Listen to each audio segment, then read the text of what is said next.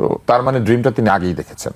কেননা প্রথমে নেতা ড্রিম করেন, তিনি স্বপ্ন দেখেন, তারপরে সেই স্বপ্নকে ঘিরে পরিকল্পনা করেন, তারপরে সবাইকে সাথে নিয়ে বা যত মানুষকে পাওয়া যায় সকলকে সাথে নিয়ে সেই পরিকল্পনা বাস্তবায়ন করেন। তুষার ভাই, আপনি তার এই বক্তব্যকে কিভাবে দেখেন? সংযত বক্তব্য ছিল।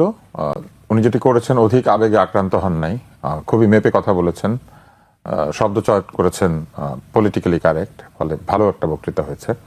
এই বক্তৃতায় আবেগ এবং উচ্ছ্বাসের চাইতে যুক্তির প্রাধান্য ছিল।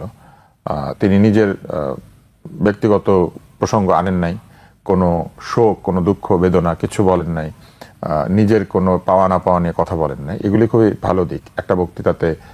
নেতা তার নিজের বিষয়ে তেমন একটা কিছু, মানুষের আবেগ স্বাভাবিক, কারণ এত বছর পরে উনি বাংলাদেশে ফিরেছেন এবং এই মুহূর্তে বেগম জিয়া যেহেতু অসুস্থ, ফলে তিনি আসলে দলের কাণ্ডারি এবং তার সিদ্ধান্তই চূড়ান্ত সিদ্ধান্ত। দল তার অপেক্ষায় ছিল, বাংলাদেশের মানুষ যারা তার ভোটার তারা অপেক্ষায় ছিলেন, এমনকি তার প্রতিপক্ষ যারা তারা অপেক্ষায় ছিলেন এবং এখনো প্রতিপক্ষ তৎপর হয়ে থাকবেন যে তিনি কোথাও কিছু ভুল বলেন কিনা, কোথাও এমন কিছু বলেন কিনা যেটা নিয়ে সমালোচনা করা সম্ভব। সবকিছু মিলে আমি বলবো যে আশানুরূপ প্রত্যাবর্তন হয়েছে।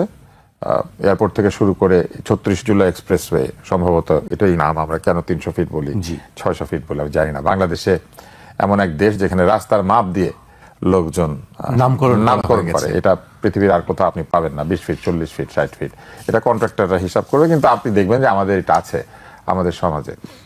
তো এরকম একটা দেশে তিনি ফিরেছেন যেখানে আমাদের অনেক দুর্বলতা আছে, আমাদের জাতিগতভাবে দুর্বলতা আছে, আমাদের শিক্ষার সমস্যা আছে, আমাদের মানসিকতার সমস্যা আছে, আমাদের সহনশীলতার যে সংস্কৃতি সেখানে সমস্যা আছে। এখানে যুক্তিবোধ তৈরি হয় নাই। এইখানে নেতার ব্যক্তিগত বিষয়াবলী বেশি প্রাধান্য পায় তার কাজের চাইতে। উনি ৭১-এর শহীদদেরকে স্মরণ করেছেন, ২৪-এর শহীদদেরকে স্মরণ করেছেন, পাশাপাশি গণ আন্দোলনে যত মানুষ বিভিন্ন সময় শহীদ হয়েছেন, বিশেষ করে ৯০-এর গণ অভ্যুত্থান যেখানে তার মা নেতৃত্বে ছিলেন, সেই অভ্যুত্থানের শহীদদেরও আরেকটু স্মরণ করলে আমরা অনেকে খুশি হতাম। এই কারণে যে সেই সময় আমি তরুণ, এখন যারা জেনজি, আমার তখন সেই বয়স, আমি রাস্তায় ছিলাম এবং এই গত জুলাই মাসে আমি রাস্তায় ছিলাম। সবকিছু মিলে আমি খুশি, বক্তৃতাটা খুবই চমৎকার, আমার ভালো লেগেছে। এই বক্তৃতার একটা জায়গা আছে যেখানে উনি মার্টিন লুথার কিং এর আই হ্যাভ এ ড্রিম, সেই বিখ্যাত বক্তৃতার একটা সম্পর্ক টেনে বলেছেন যে আই হ্যাভ এ প্ল্যান। তো তার মানে ড্রিমটা তিনি আগেই দেখেছেন। কেননা প্রথমে নেতা ড্রিম করেন, তিনি স্বপ্ন দেখেন, তারপরে সেই স্বপ্নকে ঘিরে পরিকল্পনা করেন, তারপরে সবাইকে সাথে নিয়ে বা যত মানুষকে পাওয়া যায় সকলকে সাথে নিয়ে সেই পরিকল্পনা বাস্তবায়ন করেন। তারপরে সেই বাস্তবায়নের পরে সেই বাস্তবায়িত পরিকল্পনা মানুষের জীবনে কতটুকু পরিবর্তন আনলো কি আনলো না, সেই ইম্প্যাক্ট অ্যাসেসমেন্ট বা ইভ্যালুয়েশন করেন এবং তারপরে সেখানকার ভুল ত্রুটি থেকে শিক্ষা নিয়ে সেই প্ল্যানকে আরো নিশ্ছিদ্র করে আবার ভুলগুলি দূর করেন। ফলে আমার ধারণা যে স্বপ্নের ব্যাপারটি তিনি যেহেতু দীর্ঘ সময় বিদেশে ছিলেন, এই সময়টাতে তিনি দেখেছেন এবং তারপর পরিকল্পনাটাও করেছেন।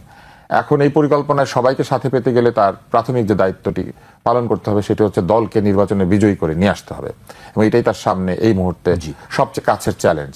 একদিকে তার মা অসুস্থতার মধ্যে আছেন, তিনি সুস্থ হয়ে উঠুন, সকলেই চায়, কিন্তু এই অসুস্থতার মধ্যেও তাকে একদিকে যেমন মায়ের যত্নের দিকে মনোযোগ দিতে হবে, আরেকদিকে দেশের যত্নে মনোযোগ দিতে হবে, দলের যত্নে মনোযোগ দিতে হবে।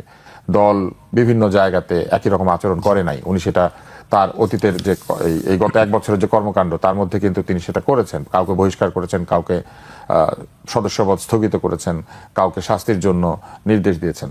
তো এই কাজগুলি তিনি যেহেতু করে এসেছেন, তিনি জানেন যে দল কি অবস্থায় আছে। ফলে এটা তার একটা চ্যালেঞ্জ যে দলকে পুরোপুরি গুছিয়ে নিয়ে নির্বাচনের যে লড়াই, সেই লড়াইতে ঝাঁপিয়ে পড়তে হবে এবং সেইখানে দলকে বিজয়ী করে আনতে হবে। দল বিজয়ী হয়ে আসার পরে তিনি এই প্ল্যান বাস্তবায়ন করার জন্য যথেষ্ট ক্ষমতা এবং সুযোগ দুটোই পাবেন। কোনো কারণে যদি দল বিজয়ী নাও হয়, তারপরেও তার বিরাট দায়িত্ব আছে।